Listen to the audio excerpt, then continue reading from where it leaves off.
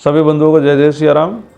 अर्थ सहित श्री सुंदरकांड पाठ के भाग 26 में आपका हार्दिक स्वागत है, आपका हार्दिक अभिनंदन है। कल के भाग में आपने सुना था कि वानर सेना प्रभु का कार्य करके पहले सुग्रीव जी के पास आई और फिर प्रभु श्री राम के पास आई है। जामवंत जी बताते हैं कि किस प्रकार सारा कार्य संपन्न हुआ है। तत्पश्चात इस जगत की पहली हनुमंत कथा, जिसको हम प्रमाण रूप में कहेंगे, तो इसी प्रसंग के अंदर आई है। कथावाचक हैं श्री जामवंत जी महाराज, कथा के श्रोते हैं प्रभु श्री राम और कथा है हनुमान जी महाराज की।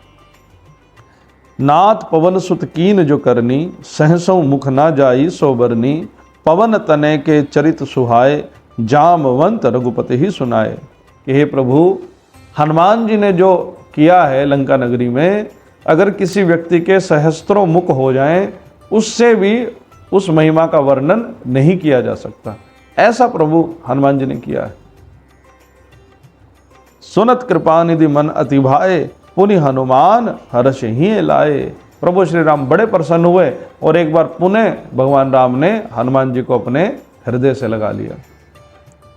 तत्पश्चात प्रभु श्री राम ने हनुमान जी से प्रश्न पूछा है। कहो तात कही भांति जानकी, रहति करति रक्षा स्वप्राण की। कि हनुमान अब बताओ सीता कैसी है और लंका नगरी में अपने प्राणों की रक्षा किस प्रकार कर रही है, मुझे बताओ। तो हनुमान जी ने जो बताया, लेकिन उससे पहले थोड़ा सा समझने का आप एक प्रयास करें कि मान लीजिए एक कमरा है और उस कमरे के अंदर किसी की कोई कीमती चीज रखी हो और दो पहरेदार बिठा दिए जाएं, एक जो कमरे के अंदर ही बैठा है और एक जो कमरे के बाहर है। उसके ऊपर बहुत बड़ा दरवाजा है और उस मजबूत दरवाजे के ऊपर एक बड़ा मजबूत ताला भी लगा है। तो ऐसी परिस्थिति के अंदर चोरी होने की संभावना ना के बराबर है। हनुमान जी यही स्थिति सीता माता की बता रही हैं। नाम पाहरु दिवस निसी, ध्यान तुम्हार कपाट, लोचन निज पद जंत्रित, जाहि प्राण कही बाट। हे प्रभु, सीता जी राम नाम का जप करती हैं और आप ही के नाम के जो दो अक्षर हैं र और म, ये चतुर पहरेदार के समान हैं। हर समय आपका ध्यान करती रहती हैं। वही उस सीता जी के शरीर रूपी कमरे का एक बड़ा मजबूत दरवाजा है और अपने नेत्रों से अपने चरणों की तरफ देखती रहती हैं और उन्हीं चरण चिन्हों के अंदर आपके चिन्ह देखते हुए आपके चरणों को देख रही हैं। तो सीता मैया जो नेत्रों से देख रही हैं, वही उस ध्यान रूपी दरवाजे का मजबूत ताला है। तो आप ही बताइए प्रभु, क्या इस परिस्थिति के अंदर क्या प्राण निकल सकते हैं?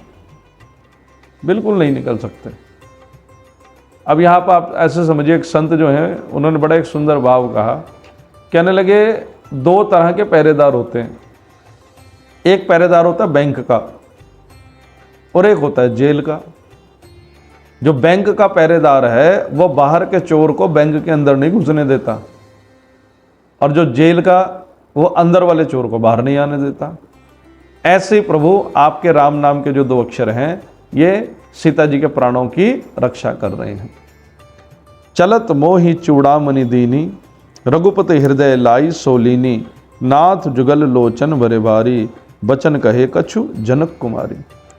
उसी समय हनुमान जी ने चूड़ामणि निकाली और प्रभु श्री राम को दी। भगवान श्री राम चूड़ामणि लेकर देखने लगे और उनकी आंखों में आंसू आ गए। तुरंत हनुमान जी बोले, प्रभु सीता माता ने एक संदेश भी दिया है। राम जी ने कहा, कहिए।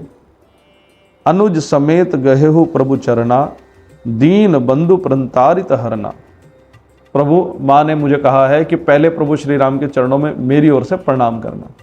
तो हनुमान जी ने प्रणाम किया और उसके बाद संदेश सुना रहे हैं कि हे प्रभु, आप तो दीन बंधु हैं, आप तो दीन दयाल हैं, आप तो दीनों की रक्षा करने वाले हैं।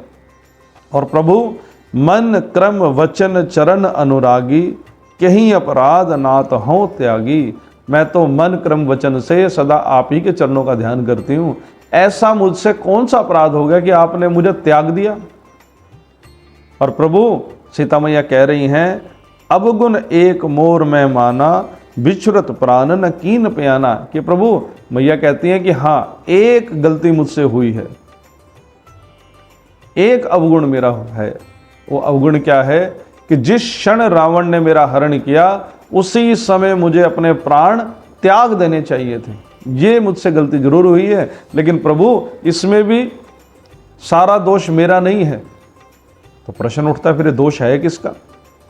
नाथ सो नैनन को अपराधा, निसरत प्राण करही हठी बाधा।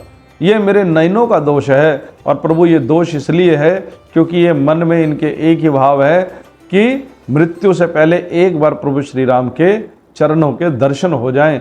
इसी कारण ये प्राणों को बाहर निकलने नहीं देते। अब यहाँ एक और बड़ा सुंदर एक भाव बताया गया है।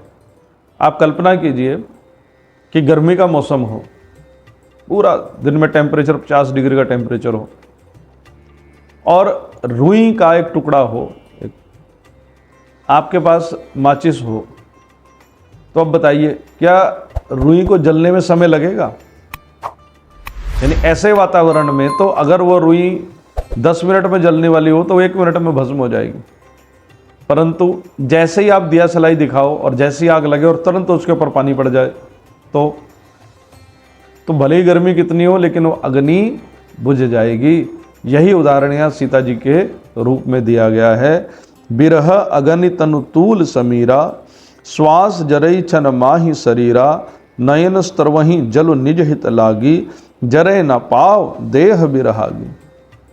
कि बिरह की अग्नि है, रुई रूप में सीता जी का शरीर है, और श्वासों में जो गर्म हवा चलती है वही एक प्रकार से गर्म मौसम है या वातावरण है। ऐसी परिस्थिति में सीता जी का रुई रूपी शरीर जो है वो जलने में ऐसी परिस्थिति हो गई जो पूरी तरह से सहायक है। लेकिन जैसे ही अग्नि भड़कती है तुरंत सीता जी के नेत्र जल बरसाने लग जाते हैं, क्योंकि उनके मन की इच्छा यही है कि मुझे प्रभु श्री राम के दर्शन करने ही करने हैं। और वो अग्नि के कारण, वो आंसुओं के कारण अग्नि तुरंत बुझ जाती है। सीता के अति विपत्ति विशाला, बिनहि कहें भली दीन दयाला। कि प्रभु सीता मैया कह रही हैं कि मैं विपत्ति में नहीं हूं, मैं प्रभु इस समय अति विपत्ति में हूं, अति विपत्ति। निमिष निमिष करुणा निधि, जाहि कलप संबीत, बेगी चलिए प्रभु आनिए, भुज बल खल दल जीत।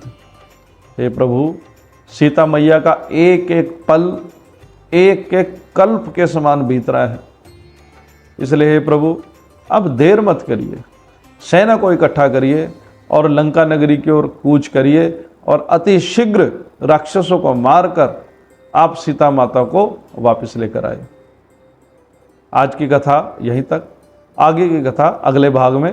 तब तक आप सबको मेरी ओर से जय जय सिया राम।